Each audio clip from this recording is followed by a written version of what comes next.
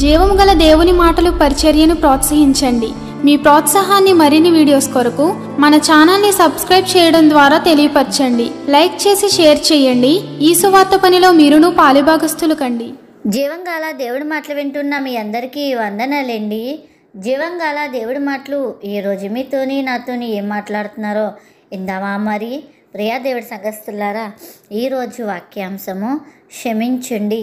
హల్లెలూయా. ప్రియా దేవుడి సంఘస్థులారా, మీరంతా బాగున్నారు కదా? దేవుడి కృప చూపించి మనకి మరొక నూతన రోజు అనుగ్రహించారు. ఆయన నామాన్ని గొప్ప చేయడానికి, ఆయన నామాలు మనం అందరం ప్రకాశించడానికి మరో ఉదయకాలమే లేచి ప్రార్థనలు చేసుకున్నారా? బైబిల్ చదివారా? ఇంకా ప్రార్థన చేసుకోకపోతే తొందరగా ప్రార్థన చేసుకోండి, బైబిల్ చదవండి. మరొంటిబడి బళ్ళు ఇప్పుడు చాలామందికి పిల్లలకి ప్రతి ఒక్క బిడ్డ కొరకు ప్రార్థించండి. అలాగే చాలామంది ప్రయాణాల్లో చాలా ప్రమాదాల్లో చిక్కుపోతున్నారు. ప్రతి ఒక్కరు ప్రయాణాల కోసం ప్రార్థించండి. 20వ తారీఖు ఎగ్జామ్స్ ఉన్నాయి, మరి మెడికల్ సంబంధించిన ఎగ్జామ్స్, ఆ విషయంలో కూడా ప్రార్థించండి. ఈ దినము జీవంగాల దేవుడి మాటల్లో ఏం మాట్లాడుతున్నారో మొదటి నుంచి చివరి వరకు విందామండి. ఆ రీతిగా మన హృదయాన్ని సరిచేసుకొని ప్రభు రాకకే సిద్ధపడదాం. ఈరోజు వాక్య భాగము మార్కు సువార్త 11వ అధ్యాయం 26వ వచనం. అప్పుడు మీ పరలోకమైన మీ తండ్రి మీ పాపములను క్షమించును. హల్లెలూయా. ప్రియా దేవుడి సంఘస్థులారా, ఈ దినం పరిశుద్ధాత్మ ద్వారా ప్రభు మనకి ఇక్కడ తెలియజేసిన మాటలు ఏంటంటే, జీవితం ఎప్పుడు కూడా మరి న్యాయబద్ధంగా ఉంటుందని ఆయన మనకి వాగ్దానం చేయలేదండి. కేవలం దాని వ్యతిరేకం కోసమైనా ఖండిస్తూ చెప్తున్నారండి. మనం అందరం కూడా మరి మంచివారం కాదు, అందరం ఎక్కడ దొరికిన తప్పులు చేసిన వారమే. మన పరిపూర్ణమైన పరిశుద్ధులం కాదు కదండి. ఎక్కడ దగ్గర చిన్న భయమిష్టంగా చేస్తూనే ఉన్నాం. కానీ దేవుడు మనల్ని క్షమిస్తూ ప్రేమిస్తూ ఆయన దగ్గరికి చేర్చుకుంటున్నారు. మరి మన ఎడల తప్పులు చేసిన వారు మనం క్షమిస్తున్నామా? దేవుడి వ్యక్తి ఎన్నో తప్పులు చేస్తున్నాం మనం, లెక్కకు మించే తప్పులు. అయినా దేవుడు మనల్ని క్షమిస్తున్నాడు. నీ వెడలు ఎవడైనా చిన్న తప్పు చేస్తే నువ్వెందుకు క్షమించలేకపోతున్నావు? నిన్న వాక్యం మనం చెప్పుకున్నామండి, నిన్ను నువ్వు ప్రేమించుకో, పొరుగువారిని ప్రేమించమని కదండి. మన దేహం ఎంతగా ప్రేమిస్తామో అలాగే పక్కవారిని కూడా ప్రేమించాలని. అలాగే మనం క్షమించబడుతున్నాం కదండి. ప్రతి క్షణము కూడా ఆయన దగ్గర నుంచి క్షమాపణ కోరుకుంటూనే ఉన్నాం. అలాంటిది ప్రతి క్షణము మనం ఆయన దగ్గర తప్పు చేస్తూ క్షమాపణ కోరుకుంటూ జీవిస్తున్న మనము ఎదటి వాళ్ళని ఎందుకు క్షమించలేకపోతున్నాం? ఈ ప్రశ్న మనం ఆలోచించవలసిందండి. చదివేసుకుంటాం, వినేస్తాం, కానీ ఎవరైనా మనకి గాయపరిచినప్పుడు తెలుస్తుంది మనం వాళ్ళు క్షమిస్తున్నామా లేదా. ఏంటంటే తప్పుడు నిర్ణయాలు కూడా తీసేసుకుంటాం. మన గతంలో ఎంతమంది దగ్గర బాధించబడి ఉండొచ్చు కదండి. నువ్వు ఆ బాధలను నీకు రావచ్చు, కానీ ఆ ఎదుర్కోవడమే ముఖ్యం. ఆ ముఖ్యం నీకు ఎవరిస్తారంటే దేవుడు ఇస్తాడండి. హల్లెలూయా.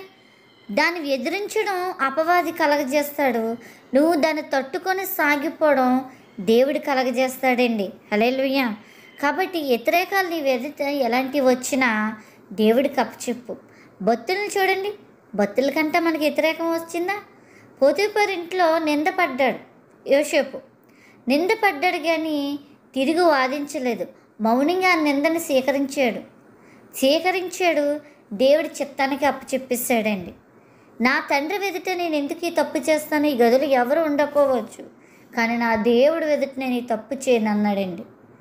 అలా పరిశుద్ధుడు కాపాడుకున్నాడు కాబట్టి, తను దేవుడు ఎదుట యథార్థంగా ఉన్నాడు కాబట్టి దేవుడు రాత్రే ఫరోని చేశాడండి, ప్రధానమంత్రిని చేశాడండి దేశానికి. హల్లెలూయా.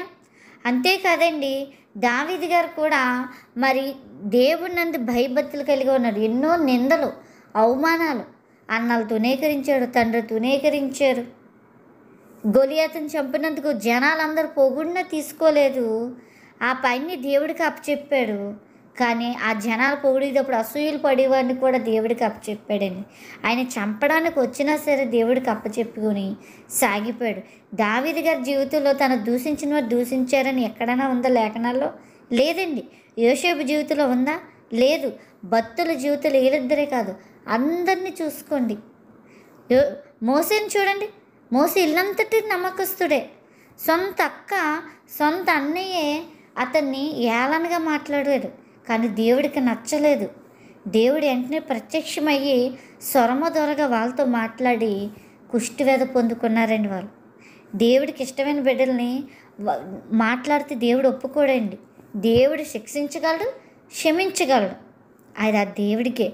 కానీ మన పని ఏంటంటే క్షమించుకుంటూ వెళ్ళిపోవాలి. మనం క్షమించి పడుతున్నప్పుడు కూడా ఎదుటి వాళ్ళని క్షమించాలండి. చూడండి, మోసే ఏం చేశాడండి?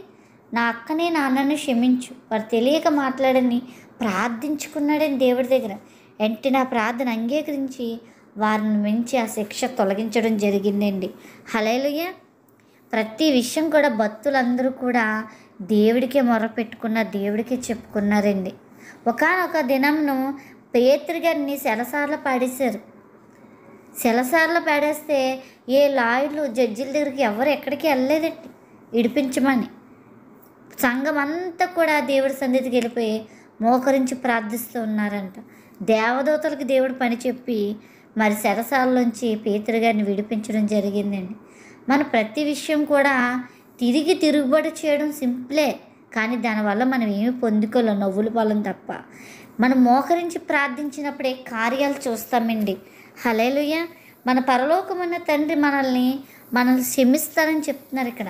మనల్ని క్షమించుతున్నారు ఆయన. మనం అక్కడితో నా క్షమించి వదిలిపెడుతున్నారా? నీవు అక్కడితో నా క్షమాపణ పొందుకుని యథార్థంగా జీవిస్తున్నావా? లేదు. తప్పు మీద తప్పు ఏదో ఒకటి ఎక్కడో దగ్గర పడుతూనే ఉంటున్నావు, నువ్వు అనగా నేననగా ఏదో రూపంగా. కానీ దేవుడు ప్రతి విషయంలో కూడా మనం క్షమిస్తూ సరిచేసుకుంటూ ఆయన మనల్ని నడిపిస్తున్నాడండి. మరి నీ వెడలు ఎవరైనా తప్పు చేసినప్పుడు, నీవు ఎవరి వేళ గాయపడినప్పుడు, ఏదైనా చేసినప్పుడు వాళ్ళు క్షమిస్తూ వాళ్ళ మధ్యన నీవు సాగిపోవాలి. దేవుడిని అడుగు, దేవుడు చెప్పేంతవరకు కూడా నువ్వు వాళ్ళ మధ్యన సాగిపో. వద్దు అన్నప్పుడు వారి పక్క నుంచి నువ్వు సైడ్ అయిపో. అలా నువ్వు చేసినప్పుడు దేవుడు వారి మనసులు కూడా తెరుస్తాడండి. హల్లెలూయా. నీ జీవితంలో ఎప్పుడు ఆనందంగా సాగిపోవాలంటే నిన్ను గాయపరిచే వాళ్ళు ఎప్పటికప్పుడు నువ్వు క్షమించుకుంటూ ముందుకు సాగిపోవాలి. నా జీవితంలో చాలామందిని నేను అలాగే చేసుకున్నానండి. దేవుడు ఒక దేవుని చెప్పారు, వాళ్ళ నుంచి నువ్వు చాలా దూరంగా ఉండాను. ఇప్పుడు నేను చాలా దూరంగా ఉంటున్నాను, దేవుడికి దగ్గరగా ఉంటున్నాను. దేవుడు చెప్పేంతసేపు కూడా నువ్వు వాళ్ళని భరించుకుంటూ క్షమించుకుంటూ వారినందు ప్రభునందు నువ్వు సంతోషంగా ఉండాలి.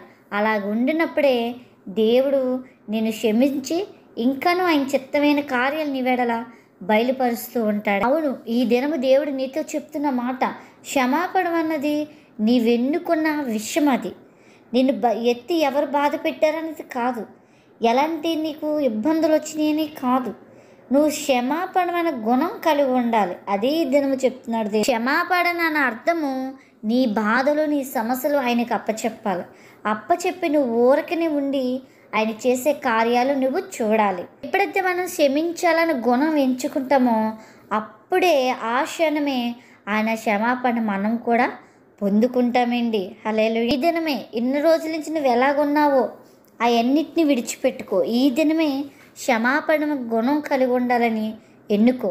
ఆయన మార్గాన్ని నువ్వు ఎన్నుకుడు ఆయన నీ కొరకు ఏమైతే మరి సిద్ధపరిచి ఉంచారో ఆశీర్వాదములు, విజయములు అవన్నిటినీ నీవు పొందుకుని నీకు నీవే ఎంచుకో, ముందుకు సాగిపోయేలాగా సిద్ధపడు. ఆ రీతిగా నీ హృదయాన్ని సిద్ధపరచుకో. అటు కృపాధనిత ప్రభు మనకు అందరికీ ఈ దినము అనుగ్రహించునుగాక.